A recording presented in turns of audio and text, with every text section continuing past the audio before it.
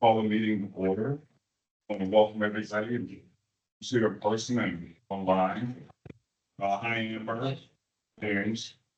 We're gonna do the roll call and, start with myself and then go to Steve and then to James and to Andrew. Greg Moore. Steve Foster. James Everett. Amber Miller. Okay. I don't think we have any visitors or anything like that. The entire staff is here, so that's great. Let's go to the commission. Oh, approval of the minutes, right? Hopefully everyone has had a chance to read the minutes of some. Can I get a motion? Motion to approve the minutes from 6/11/25. Okay, good second. Please. Seconded. Oh, very good. Okay, if there are no amendments or corrections, deletions, all those in favor, please say aye. Aye. Aye. Aye. Motion approved. Okay, let's go to Brandon. Commission calendar. Good afternoon, everyone. Can you hear me? Yes. Okay, starting off with our July calendar, we will have our commission meeting on the 9th. And going into July 14th, we have our physical agility at the police academy. July 17th, we have our DPD police sergeant multiple choice exam. And then the week of the 21st to the 25th, we have our Lieutenant DFD Assessment Center, as well as our Civil Service Commission meeting on the 23rd of July. Going into August, we will have our DPT Physical Agility on the 1st at the Police Academy. And then August 13th, we have our commission meeting, as well as August 27th, a commission meeting. And August 28th, we have a physical agility. That does conclude our calendar for July and August. And great, thank you. President board updates. Amber, do you want to, do you have anything you want to update the board on from the president's perspective?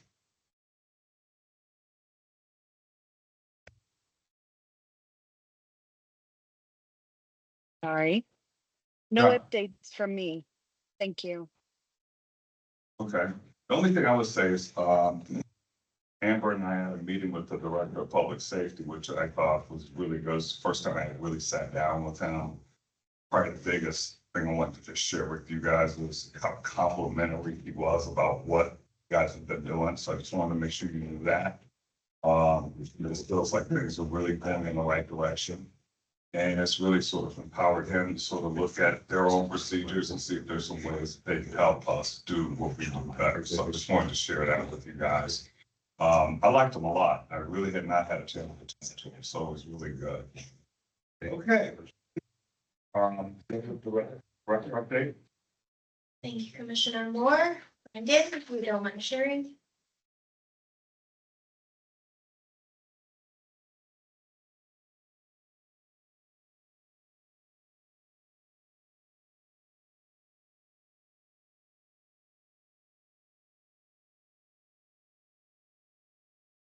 You guys hear us okay? I can hear you fine. Perfect. Good. All right, just waiting on the presentation.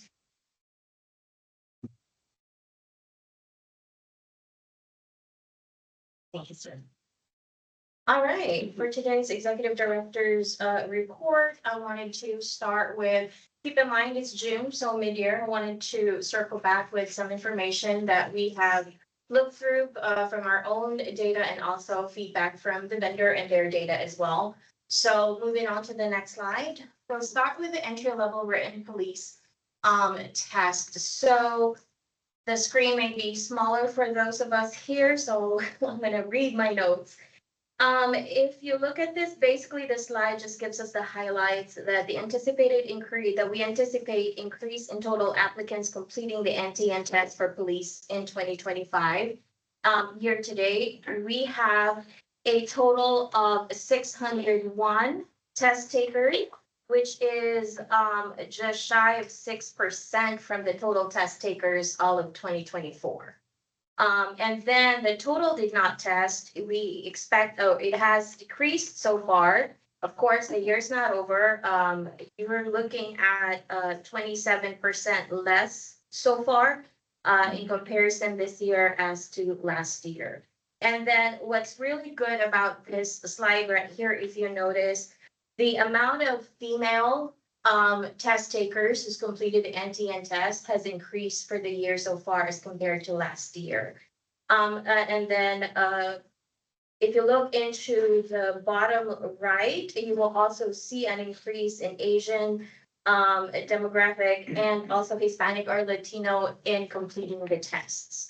Again, that's year to date, so 6 months worth of data, but I think that, headed to the right direction. And as far as the original intent of updating the antigen test is to decrease the amount or the volume of non-test takers.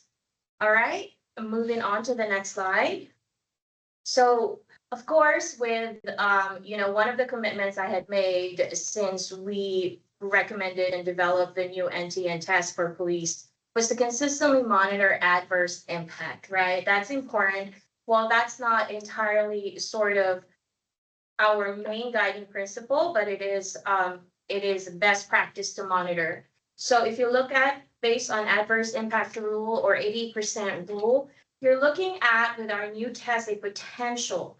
And I say potential because, the data is relatively small, but there's a potential adverse impact to the Black or African American test takers and Asian test takers. When you look at the gender-based adverse impact, we do not have any concerns that there's any for female compared to the male counterpart.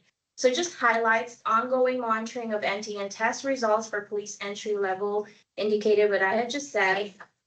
Candidates are primarily failing at the writing test element versus reading. Keep in mind, on the previous slide, the reading is at a 10th grade level and writing is at a 12th grade level. Vendor, we touch base with the vendor, NTN, and they recommended at first lowering the minimum passing score to 65 to address the adverse impact. 65 was the original minimum passing score, and we had increased that to 80 in March, if you recall. What? 65 to 80. They also indicate that if we just adjust the writing minimum score to 75, even if we kept the reading minimum score to 80, that it would eliminate the adverse impact. But what I really want to pursue, I feel like decreasing minimum scores is the absolute last resort. We want to elevate the standards and the quality of the applicants that we're endorsing to the Department of Safety. And as a matter of fact, I haven't completely read it, but I have a few studies that I'm reviewing that really does show the correlation. If they're successful at these cognitive tests, that they have a higher rate or chance of success at the academy at the very least. Because as you know, the police academy is very heavy on studying, reading, and writing, right? And then in a more, that skill, and relating it more to sort of the actual job, people forget that police officers do write reports, right? They read, different materials. So we do want to really do our best to look at the adverse impact data, but at the same time, not be reactive to the information. And so what we want to do is explore alternative means to address potential adverse impact without lowering the current minimum score. So if we move on to the next slide, and this has a lot of, next slide, please. Okay, there's a lot of language here, but I just kind of wanted, to the left is just the language of EEOC's guidance, because I think it's important to understand why do we talk about adverse impact? Is it just a matter of preference, or is it just a matter of, we want to be fair and equitable? There is a legal reason why we want to monitor adverse impact. And so that's just the premise of EEOC there.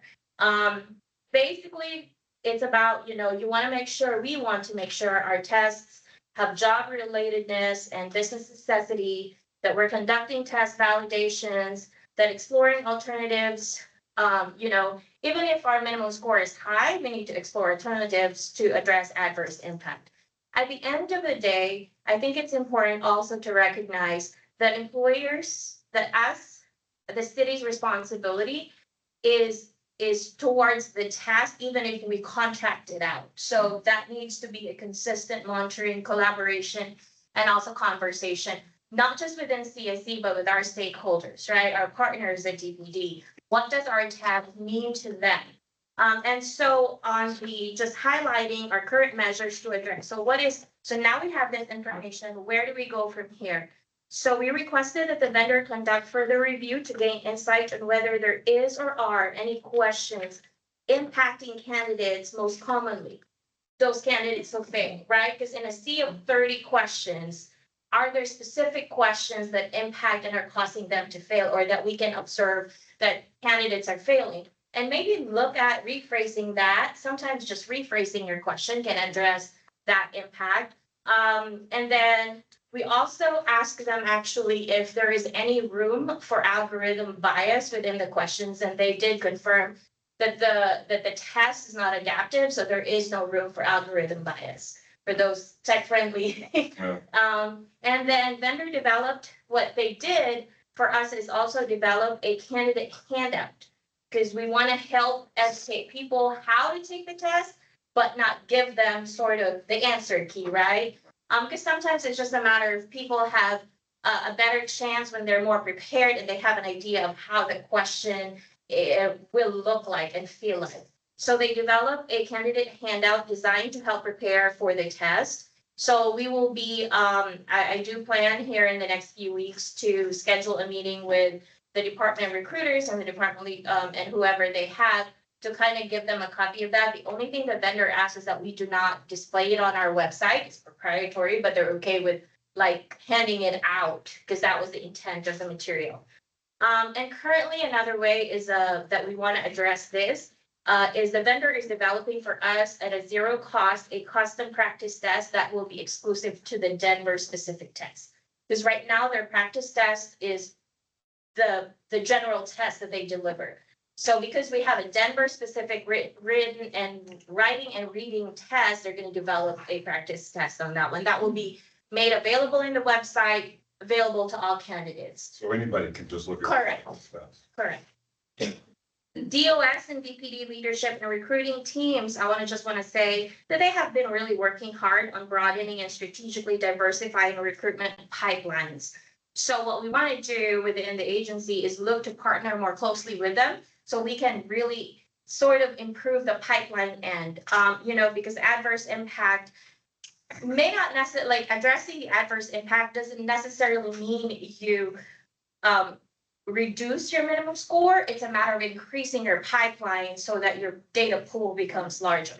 So any questions for the NTN test before I move on to the next?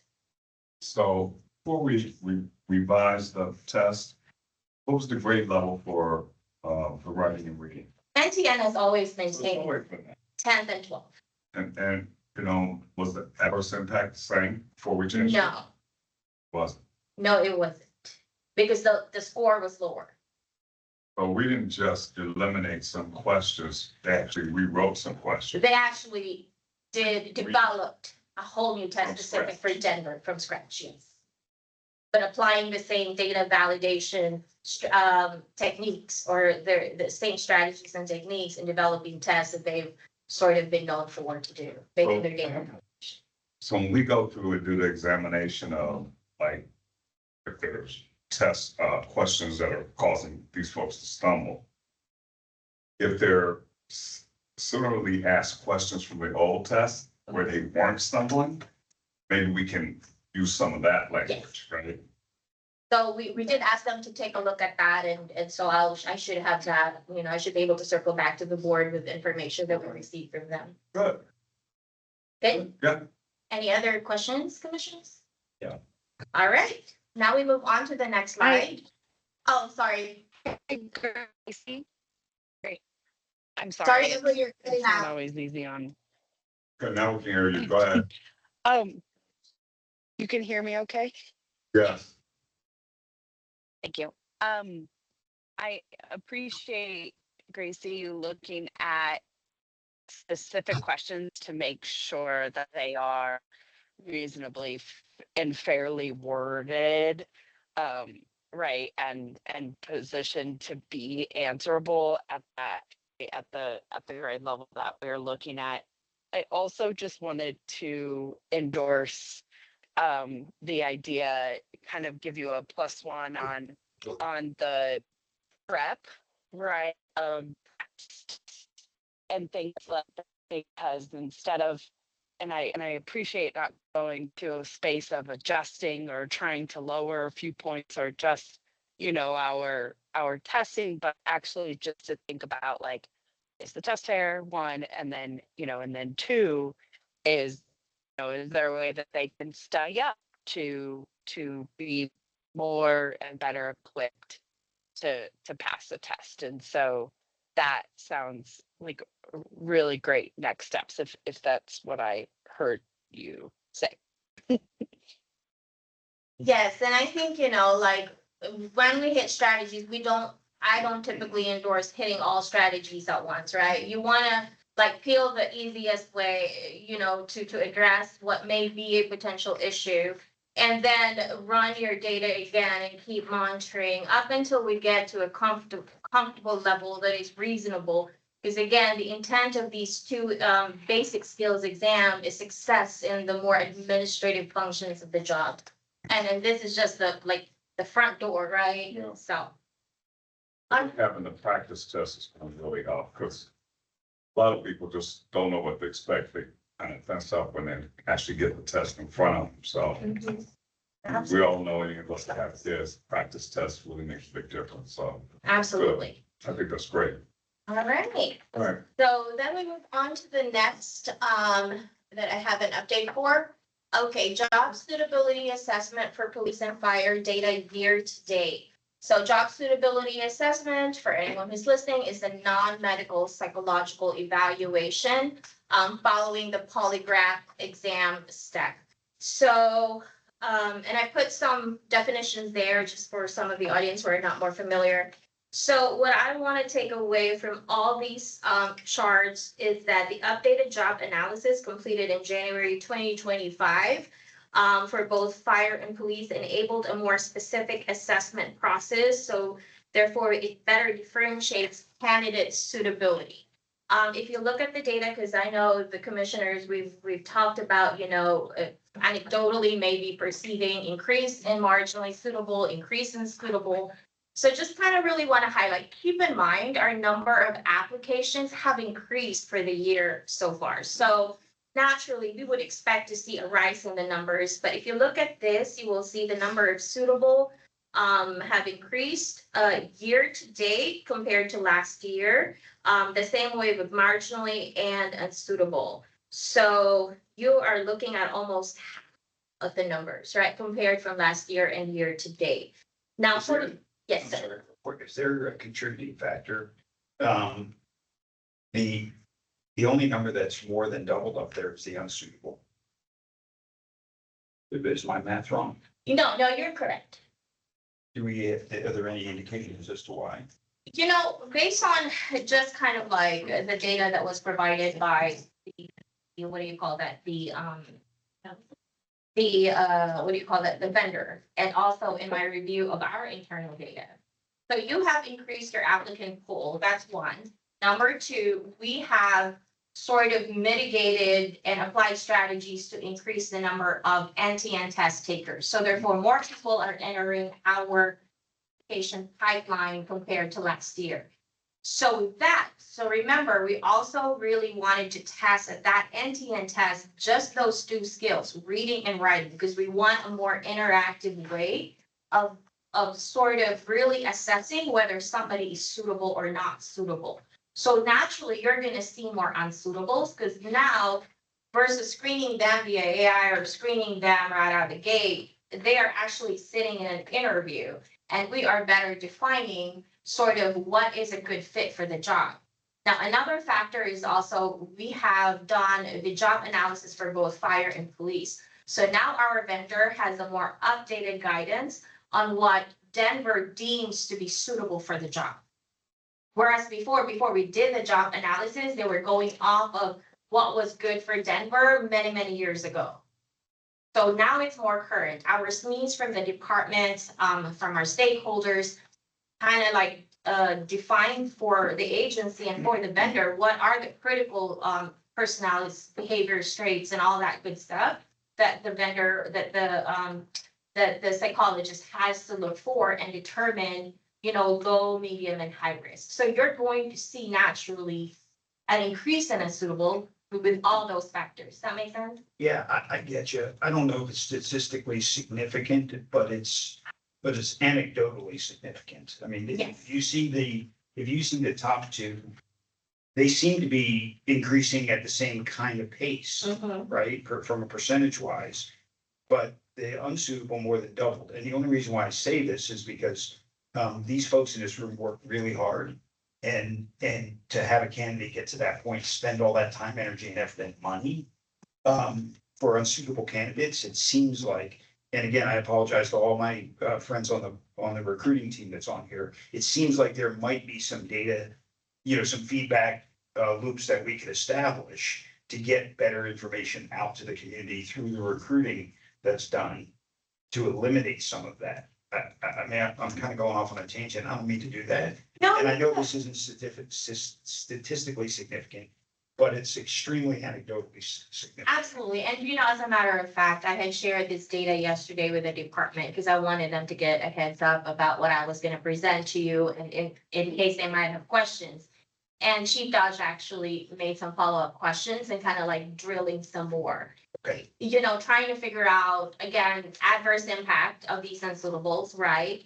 And then also looking into what are, yes, this is what we said is critical for the job. This is how we want you. But at the same time, I think she made a very good point about looping back to the vendor to say, what processes do you have in place to ensure that what we said is actually really followed, and just to kind of really ensure that that number one, the test itself, how it's being administered, and the results that we're getting are also are sound. Yeah. But the other piece to that is, in all sort of transparency, there is a chance where we may have screened these out before when we had the PSSA and all that good stuff. But now you get to see them. You get to actually review those assessments and you get to say yay or nay on these based on the non-psychological assessment. So does that make sense? So it's not all the way too far out from the process. It's just from where they would have been screened before, and that's not even, that would also be anecdotal, right? Because it's a chance in the dark. They just complete the BHQ, do the polygraph, complete the non-medical site, and then we see them and we screen them out if you agree with the assessment with the vendor. So it's not a whole lot of, I don't call it a wasted step. I really believe that it, like, you guys as the commissioners have the more of the ability to really read through and confirm. Okay. Yeah, I mean, it's fair. I'm just, just to me, that just jumped off the page. Absolutely. So dig into it just a little bit deeper. Right. And I think that presenting this data can also maybe like let people or put chance out there that people will conclude that we're seeing more unsuitables. If we adjusted the process, yes, numbers wise, we are seeing more unsuitable, but they're not making it all the way to the process. We're not, endorsing them to the academy. Okay. All right. Fair enough, sorry. No worries, no, good questions. And then just the kind of, the other charts just monitors sort of the gender, race, ethnicity of the JSA results.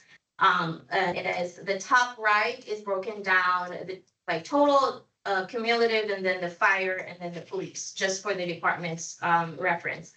And then also the growth span, finally highlight on this page, the growth trend spans across all demographic categories, including gender and ethnicity, suggesting systemic increase in evaluation volume. All right, next slide, please. Still with JSNP. Now this time we go on the medical PJSA. This is the post-conditional psychological medical examination. This data again includes police and fire. So highlights on this, 0 PJSA unsuitable determination for EMT and firefighter. So now, but keep in mind, we haven't endorsed a whole lot for the fire department for post-conditional as well. I just want to Yeah. caution that data. But then the data highlights a notable improvement in screening practices reflected in lower rate of unsuitable determinations in 2025. If you look at the unsuitable, meaning to say they've made it all the way through the process, whether they were marginally unsuitable, or suitable, in the JSA, they made it through backgrounds and commission review. In 2024, there were 8 people who were unsuitable at the post-conditional exam. So in 2025 year to date, we've only had 1, and that person's conditional offer was automatically rescinded. Well, when I say automatically, there were a few days in between, but it was rescinded. Yeah. So a decrease in unsuitable, seeing a decrease in unsuitable at post-conditional makes me feel more confident about the process leading up to that up to that conditional offer. So just a kudos to just, everybody who really reviews all these files. All right, and then you'll see the police only. Again, I drilled down on police just because fire and EMT is a little skewed because of the postponement. So that is where the unsuitable was. And then YTD results suggest that earlier stage screening, like I said, have successfully filtered out unsuitable candidates prior to reaching PJSA hiring step. And that's just, I know that it's small data right now, but just knowing that we're headed to the right direction. Any questions on JSA and PJSA, commissioners? Well enough for me. James, Amber, any questions? No, I don't have anything. Thank you. All set, thank you. All right, great. So we're gonna go to, emotional update. That's me. So good afternoon. We are we're preparing to host the sergeant multiple choice exam. Currently, we have 161 candidates who have registered. We suspect that we'll lose about 20 to 30 more people along the way. Things change, plans change. The exam will be held on July 17th at a different location, so it will not be held here in our office. We, of course, don't have a big facility for that, so they will take care of that on their own. For DFD lieutenant, we have 53 candidates who are moving forward to the assessment center. I know I spoke about this the last time, but we didn't have any set schedules yet at that time, so we will process 15 candidates per day, with the exception of the first day. The assessment center begins July 21st through the 25th. It's expected that we will finish on the 24th. I think that's it for promotional updates. Any questions? I do have a heads up in related to what she reported at the next commission meeting. We will, because this room will be utilized for the assessment, we will be at a different room upstairs. So I will be sending a separate invite to everybody and reflecting that in the agenda. All right, fire and EMT, entry level update, Stephanie. Hello, everyone. No updates for EMT. And then for entry level, we currently have 153 active candidates in the process. And then for the web developer, the department was approved to hire. So we have 1 candidate that is in post-conditional process right now. And that's it for fire. Police entry level update, 10. Good afternoon, everybody. They're working on 25-2 getting 25-2 finalized. It will start on July 28th. Yes. Right now we have 39 finals, and that includes 3 laterals. We have 15 people still in the conditional job offer phase for this academy. Out of that 15, that does include 1 additional lateral. And then active candidates in the continuous application, there are 184 candidates, which includes 7 laterals. Great. Any questions for Tammy? Now we get to, group candidates, so. Very. Correct. Okay. And then, So Amber and James, we're getting ready to do the vote on candidates. So if you have your sheet or Yeah, is it Information. possible for me to get, Yeah. ready, is it possible, Go ahead. is it possible for me to get an updated list? updated list. yeah, I'll send you. Give me just 2 minutes. Thank you. Sorry about that. No worries.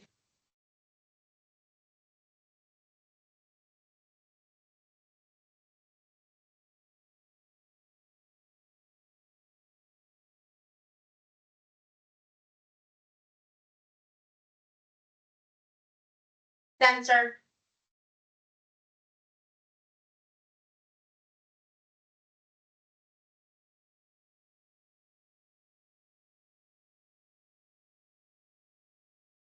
James, do you have it? I do have it. It doesn't have my, Your it doesn't votes. have my votes on there. Oh, I'm sorry. Got it. Okay.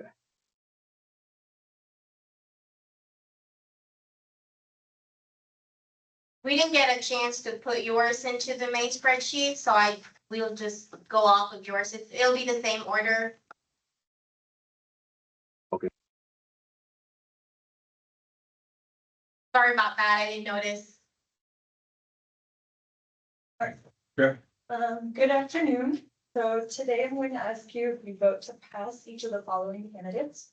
We're going to go in order of this sheet. So we're going to start with Commissioner Moore, Commissioner Foster, Amber, Commissioner Miller, Commissioner Stout, and Commissioner Everett. Then first we have candidate 141476.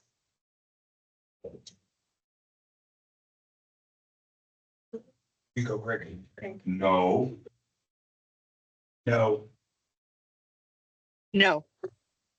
No. So again, I do apologize. I don't have my answers on the sheet. I know this is a no, but I don't have, I don't know about the rest of them.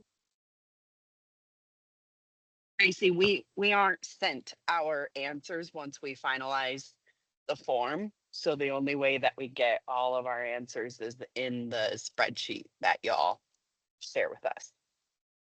All right, give me a second. I think I know what's going on.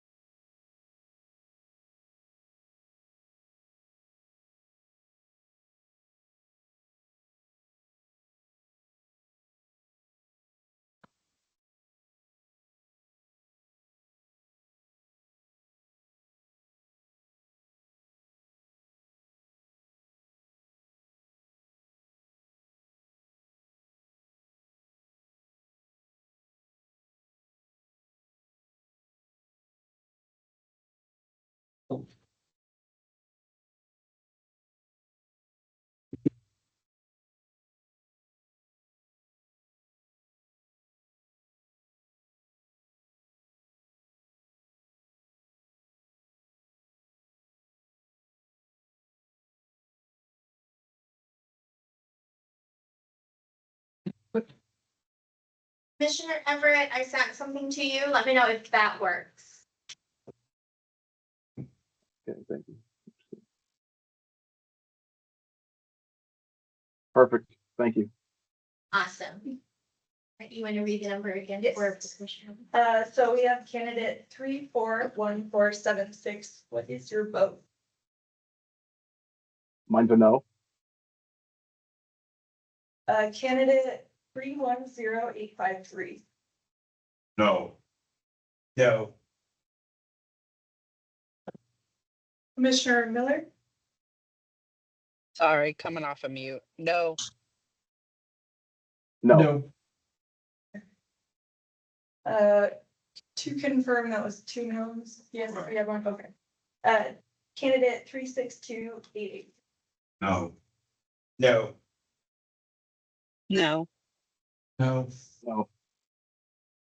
Candidate 360171. No. No. No. No. No. Candidate 76287. No. Oh, 87? Correct. Yes. Yes. Yes. Yes. Yes. Candidate 185462. Yes. Yes. No. No.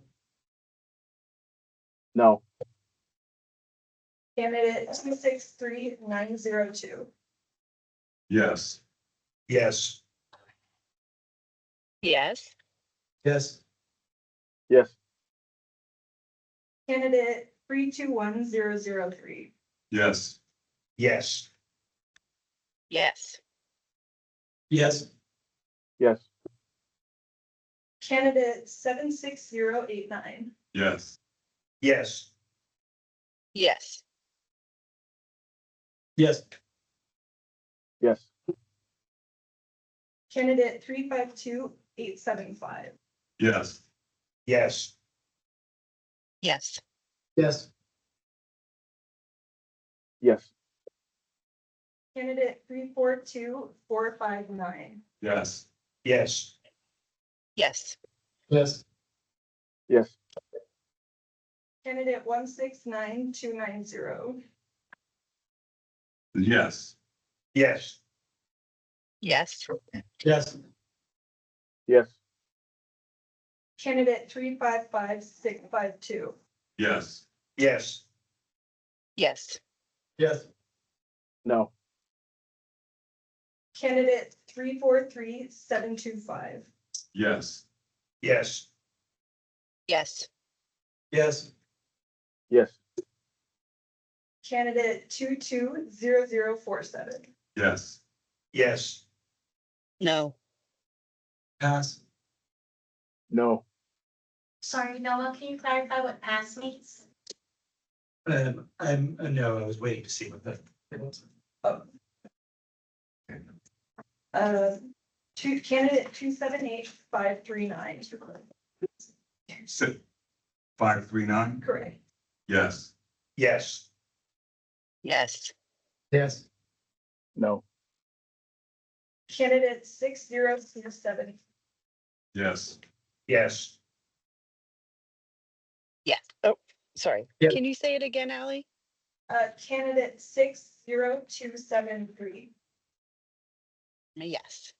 Sorry about that. Yes. No. Candidate 350587.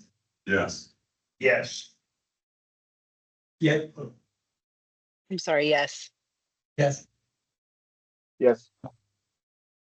Candidate 340829. Yes. Yes. Yes. Yes. No. Candidate 356966. Yes. Yes.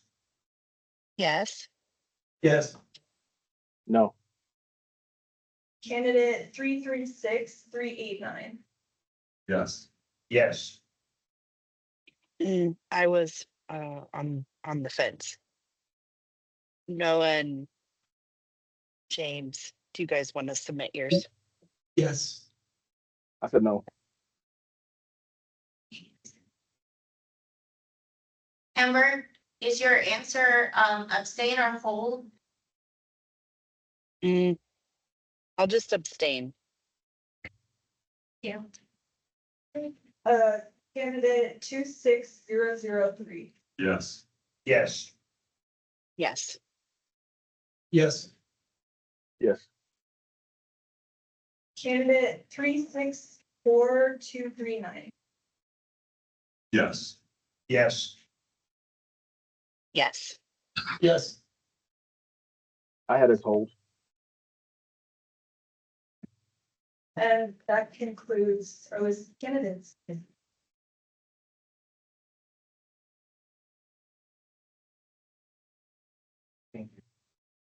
Yes. We're just gonna have- Thank you all. We're gonna open comments now to public. Mainly, we're talking to those who are joining us remotely.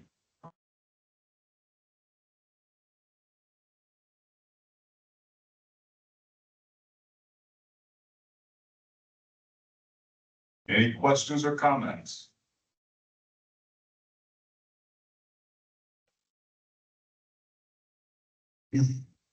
Okay, if there are no comments, public comments, we're gonna entertain a motion to move into executive session. Can I get a motion? Motion to executive session. Yes. All right, it's been moved and properly seconded. All those in favor, please say aye. Aye. Aye. Great. All right, for all our guests, the staff, thank you so much. Very nice to see you. Yes, thank you, folks. Oh.